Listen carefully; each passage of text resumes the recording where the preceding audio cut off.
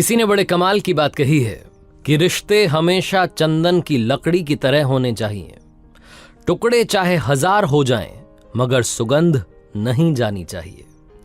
Hi guys, मेरा नाम है आरजे कार्तिक। एक छोटी सी कहानी। ये कहानी एक वकील साहब ने सुनाई। वकील साहब कहते हैं कि एक दिन अपने चैम्बर में बैठा हुआ था, एक आदमी दनदनाता सा अंदर घुस आया। बड़े गुस्से में था। सफेद कपड़े पहने थे लेकिन मिट्टी सनी हुई थी। चेहरा धूप में काला हो चुका था। परेशान था, गुस्से में था, कागजों का बंडल हाथ में था। सारे कागज, सारे पेपर्स ला करके मेरी टेबल पर पटक दिए और गुस्से में कहा कि वकील साहब, मुझे एक फ्लैट पर स्टे चाहिए, आप स्टे लगवा दीजिए। कितना खर्चा लगेगा, कितने पेपर्स चाहिएंगे, मुझे बताओ। मैंने कहा भाई साहब बैठिए बैठिए। एसी को मैंने सेट किया, अच्छा टेम्परेचर कर दिया ताकि ठंडक पहुंच जाए। ऑफिस बॉय को बुलाया, मैंने कहा इनको ठंडा पानी पिलाओ, शरबत पिलाओ। मैंने कहा भाई साहब चिंता मत कीजिए, आपका काम हो जाएगा, आप तो मुझे बताओ कि करना क्या है। सारे पेपर्स उनसे लिए, आधे घंटे तक बातचीत हुई, समझने की कोशिश की कि क्या कहना चाह रहे थे। उसके बाद मैंने उन्हें हाथ जोड़ करके नमस्कार किया और कहा कि 4 दिन बाद फिर से आइएगा, ये पेपर्स एक बार मैं चेक कर लेता हूँ, उसके बाद आपको बताऊंगा कि क्या करना है। आपके केस को सुलझाने के लिए थोड़ा सा टाइम दीजिए। 3-4 दिन के बाद में वो आदमी वापस आया, उसी गुस्से में, वही शक्ल, वही हाल। मैंने कहा बैठिए, आज आप कुछ बोलेंगे उससे पहले मैं बोलना चाहता हूं। आपसे मेरी जितनी बातचीत हुई, जितने मैंने कागज देखे, मुझे थोड़ा थोड़ा समझ में आया है, और जो मुझे समझ में आया मैं आपको बस वो समझाना चाहता हूं। मैंने कहना शुरू किया कि भाई साहब, आप, आपका छोटा भाई और बहन, आप 3 सदस्य हैं परिवार में। आपके मम्मी पापा बचपन में गुजर गए। माँ बाप के चले जाने के बाद आप ही अपने घर के सबसे बड़े सदस्य थे। अपने भाई और बहन का ख्याल आपने बिल्कुल माँ बाप की तरह रखा। अपनी बहन की अच्छी पढ़ाई लिखाई के बाद शादी करवा दी, और छोटे भाई के लिए तो जी जान एक कर दी, हर एक सांस उसके लिए लगा दी। आपने खुद 9वीं तक पढ़ाई की, लेकिन भाई को आज इंजीनियर बना दिया। जितना मैं आपसे समझ पाया हूं, आप बता रहे थे कि बचपन में एक बार एक बैल ने सींग घुसा दिया था, भाई लहूलुहान हो गया था। आप कंधे पर लेकर के उसे 5 किलोमीटर दूर अस्पताल में गए, क्योंकि गांव में अस्पताल नहीं था। आपने अपने भाई के लिए सब कुछ एक कर दिया, बहुत मेहनत की, खेतों में दिहाड़ी की, भूखे पेट रहे। तन पर आपके कपड़े ढंग के नहीं थे, लेकिन आपने भाई के लिए कहीं कोई कमी नहीं आने दी।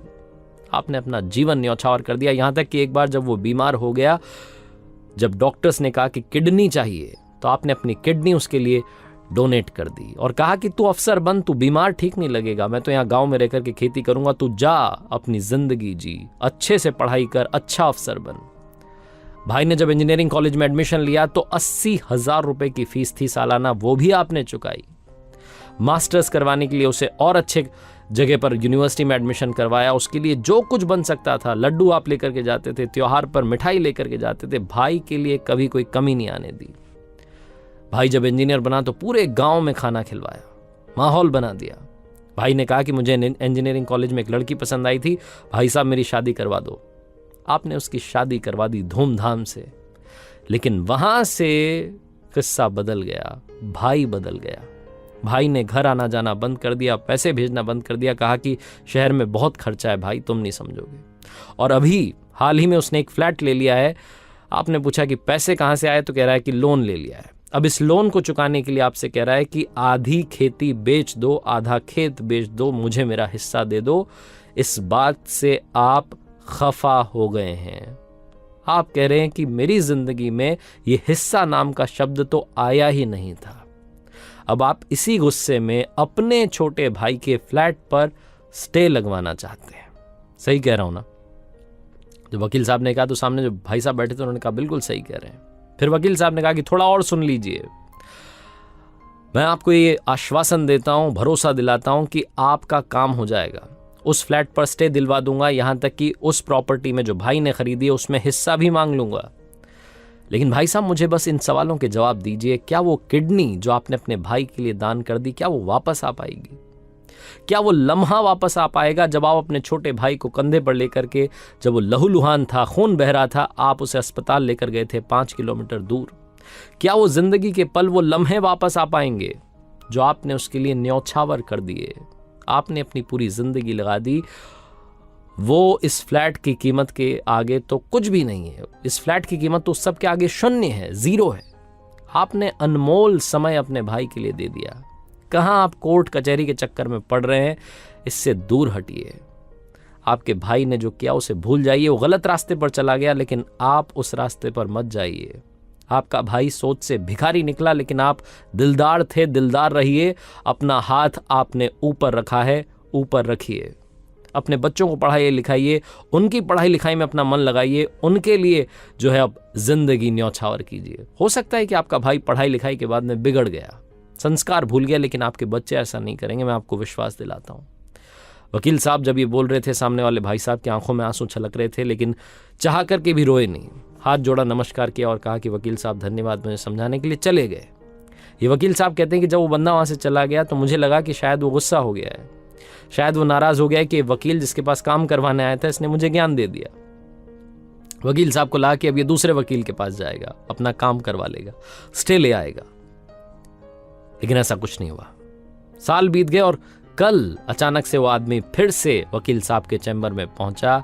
सफेदी झलक रही थी, साथ में एक लड़का था, हाथ में मिठाई का पैकेट था, और उस व्यक्ति ने कहा कि साहब आपका धन्यवाद है। वकील साहब ने कहा, अरे मैं आपको पहचान गया, आइए बैठिए। उस व्यक्ति ने कहा, आज बैठने नहीं आया हूँ, आज आपको मिठाई खिलाने आया हूँ। जो बात आपने उस दिन कही थी कि कोर्ट कचहरी के चक्कर में मत पड़ो, और ये भाई से बदला लेने के चक्कर में मत पड़ो, अपने बच्चों की पढ़ाई लिखाई के चक्कर में पड़ो।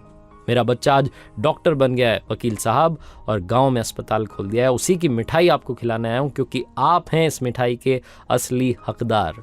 और रही बात भाई की, तो उसने भी मुझसे माफ़ी मांग ली है और मैंने उसे माफ़ भी कर दिया है। छोटी सी कहानी है, बहुत इमोशनल, लेकिन बहुत बड़ी बात बताती है। लाइफ में गुस्सा सब कुछ बर्बाद कर सकता है, और उसी गुस्से को अगर आप सही डायरेक्शन में मोड़ दें तो आप अपनी और अपनों की जिंदगी संवार सकते हैं। अगर उसी गुस्से में वो बदले की भावना से काम करता तो व्यक्ति बर्बाद हो जाता, उसका परिवार बर्बाद हो जाता, जिंदगी भर उसी आग में जल रहा होता। लेकिन उसने अपने गुस्से को एक ऐसे डायरेक्शन में मोड़ा जहां अपने बच्चों की जिंदगी संवारने का मौका उसके पास था। याद रखिएगा, जिंदगी में गुस्से को सही दिशा में मोड़ना बहुत जरूरी है। आरजे कार्तिक बस ये कहता है, हमेशा ऊपर वाले के आशीर्वाद के साथ, अपनों के प्यार के साथ, अपनी मेहनत के साथ कर दिखाओ कुछ ऐसा कि दुनिया करना चाहे आपके जैसा। याद रखिए, हर सोमवार सुबह 9:30 बजे मेरे YouTube चैनल, Facebook पेज पर देखिए, Instagram हैंडल पर देखिए एक नई कहानी।